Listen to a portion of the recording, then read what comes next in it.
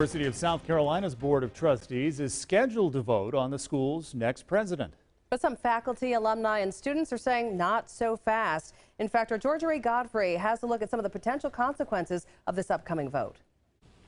There has been controversy surrounding the search for the next president of the University of South Carolina. First, it started with major opposition to a special called board meeting. Now there are concerns regarding the university's accreditation. In April, the search for the next president of the University of South Carolina was put on hold to find more candidates. The pool, though comprised of experts and academic leaders, there were no women in the pool, so it wasn't representative.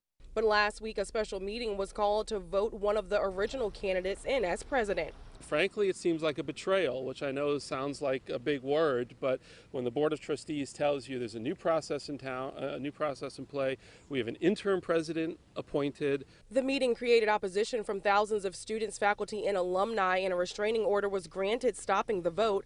But now there are additional concerns. One of the big things is you cannot have political influence in the governance of a university. Well, if this ain't political influence, I don't know what it is. The Southern Association of Colleges and Schools Commission on Colleges issued a letter to the university citing concerns of outside involvement in the search for president, involvement that is against the principles of accreditation and could cost the university its status. You've got students and their financial aid packages.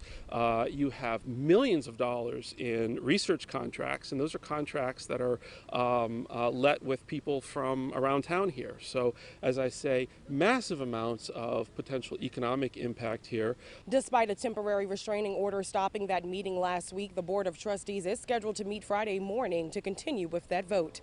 In Columbia, Georgia Godfrey, 7 News. Losing accreditation could mean several things, including students not being able to get financial aid and the university not being able to recruit student athletes. A former Buncombe